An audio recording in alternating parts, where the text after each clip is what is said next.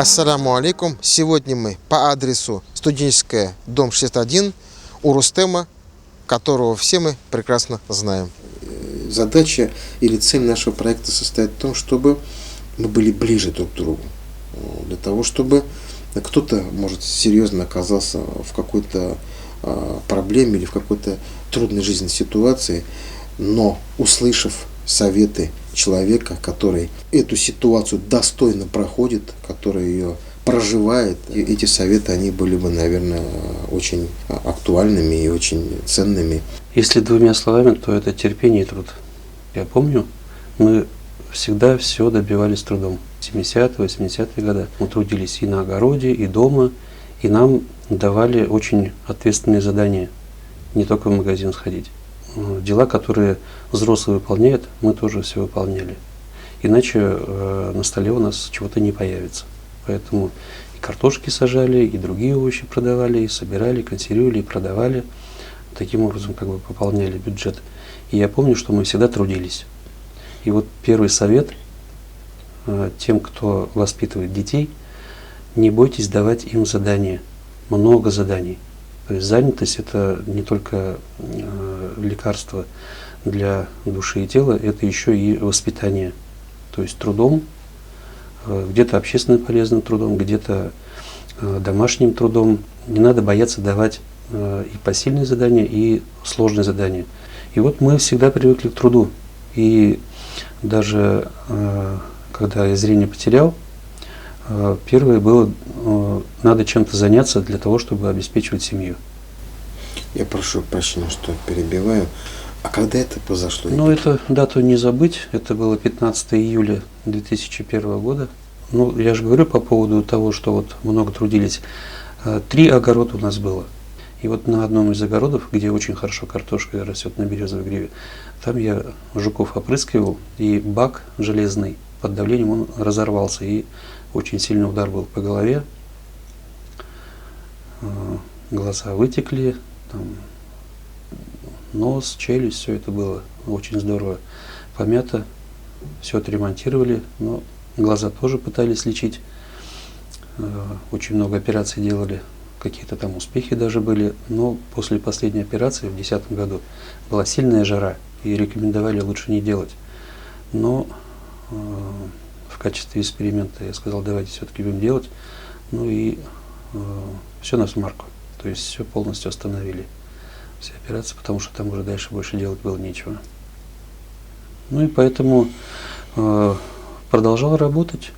Я помню, что вот когда Медшин старший нам помог переехать в вот эту новую квартиру, здесь первым делом я начал изучать район, где что находится, и увидел около магазина «Час пик» скамейки, и там бабушки всякими петрушками, кто чем торгует, и у меня тоже идея возникла чем-то торговать.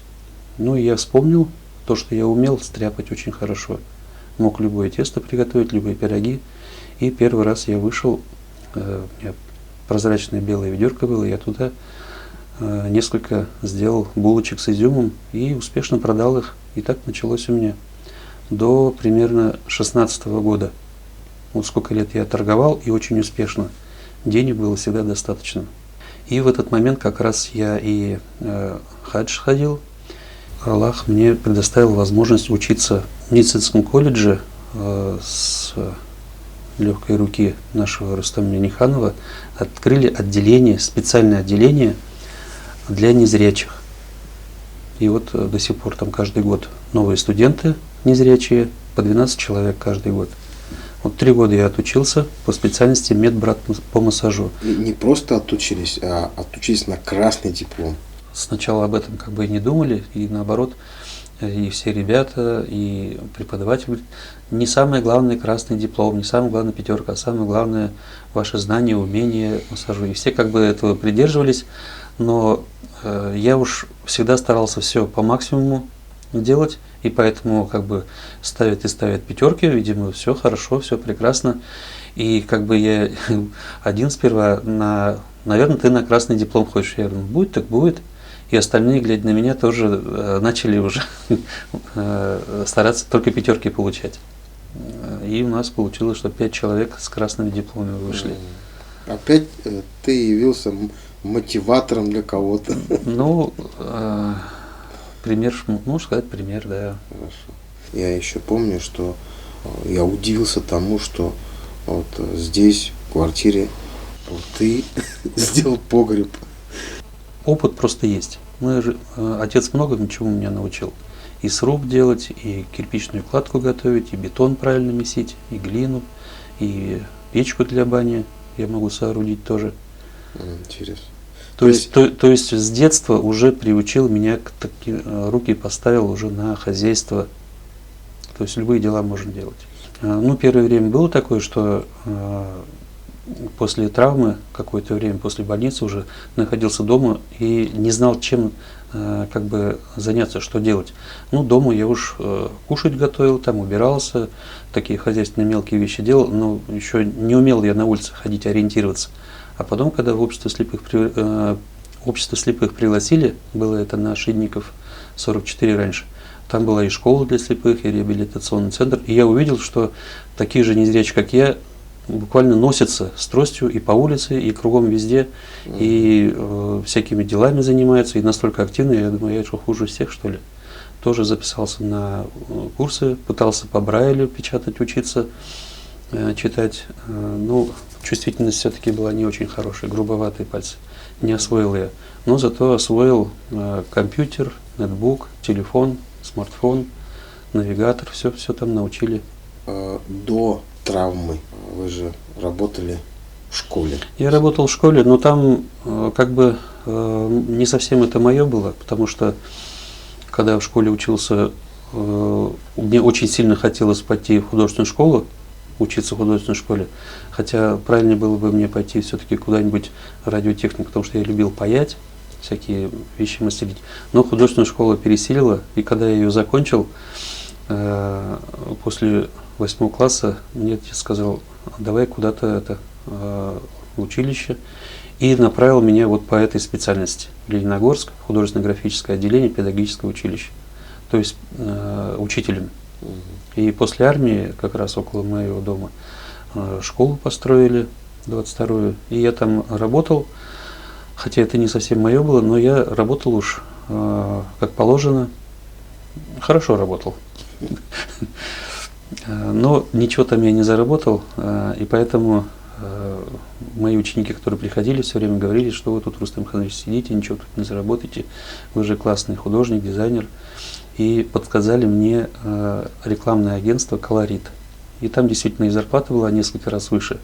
Ну и как тогда было такое, шабашки, тоже выше крыши, хоть день-ночь работай. И там я практически меньше, чем за год на машину накопил. Но, правда, машину я не купил, я там встретился вот с моей женой, и часть денег на свою свадьбу, часть денег как раз в одно и то же время почти сестренка тоже замуж выходила. То есть там я как бы мог заработать, а в школе ничего не заработал.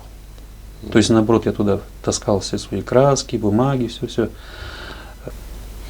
Я почему сказал о школе, вы человек творческий, а человек творческий, он и мечтатель, он и эмоционален. Те краски, которые вы видели раньше, вы эти краски сейчас, будучи незрячим, все равно в своей жизни, скажем так, находите. Каждое лето двор украшает газон. Когда незрячий человек сажает цветы и еще ухаживает за ними. Мне не понравилось, что вот тут вот кусты, которые были под балконом, и там, естественно, за этими кустами устраивали либо туалет, либо пьянку. Я подумал, как-то надо это убрать.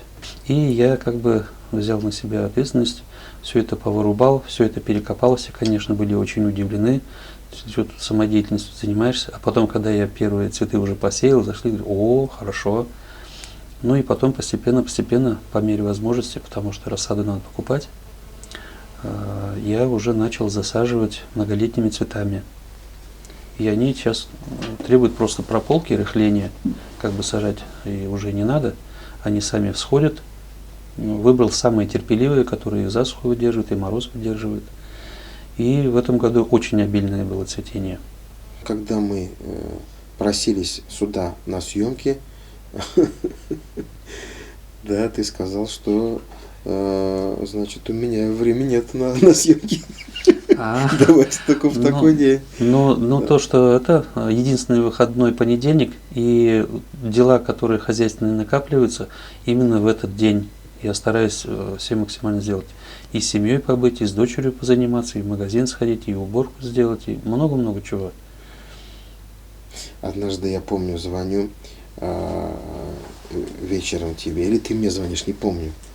И разговариваю. А мы когда разговариваем, мы же забываем о том, что мы разговариваем с незрячим человеком. Вот это Я тоже. и сам забываю. И что? Я говорю, как дела? Я говорю, Рустам. Ну вот, сижу, нянчусь с ребенком. Ребенка смотрю.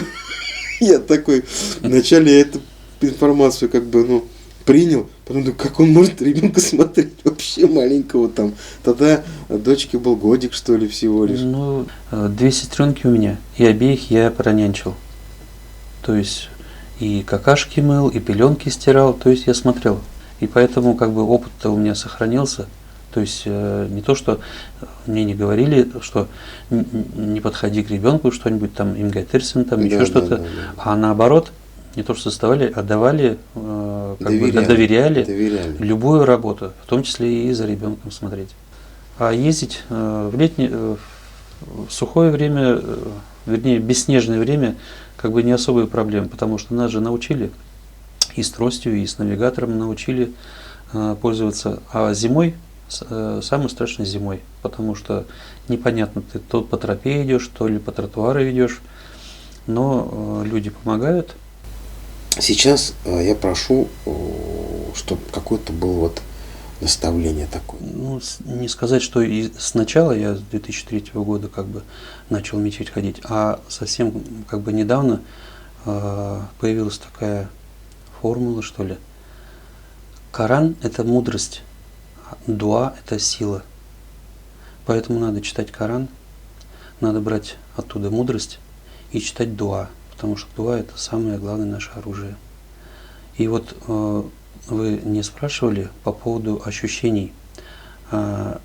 Если вы попробуете глаза закрыть, то вы легко представите, где у вас находится ванна, где кухня, где туалет. Точно так же вы можете представить, где у вас подъезд, лестница, где магазин, банк, где какой город находится, где какие дороги. То есть, закрыв глаза, вы все это представите. Но вы это всего лишь на минуту попробуйте. А мы, незрячие, в таком режиме находимся постоянно. И это наше видение. То есть мы всю карту мира, всю карту города, всю карту дома, мы это видим в постоянном режиме. И, может быть, и с этим связано особое ощущение связи с Аллахом. Когда читаешь дуа, тебе ничто вокруг не мешает, не отвлекает. И необычное ощущение, когда ты видишь, как Аллах иногда мгновенно отвечает на твои дуа, а иногда испытывает тебя. И, как Аллах в Коране говорит, быть может, вам не нравится то, что для вас является благом, иногда то, что ты сильно-сильно хотел, а оно, оказывается, и не нужно, а Аллах дает лучшее. Дай Бог, чтобы мы были полезными для наших близких, для нашей религии, для нашей страны. Спасибо огромное, Рустам Ханимович. Очень приятно было пообщаться. Дай Бог всем здоровья. И вам рахмат. Вот такая непростая судьба у нашего дорогого Рустема.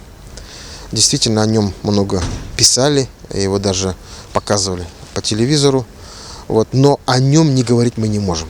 Потому что действительно это человек, который обладает очень мощной силой воли, который реально мотивирует остальных людей, которые попали в такую трудную жизненную ситуацию, да, которые, скажем так, переносят тягости испытаний своей болезни. Это человек, который нас всех опережает своими поступками, своими благими делами. Человек, который не падает духом и способен поставить на ноги тех, которые потеряли надежду, скажем так. Это человек как раз тот, который помогает нам быть ближе друг к другу. Ассаламу алейкум ва рахматуллахи ва баракатуху.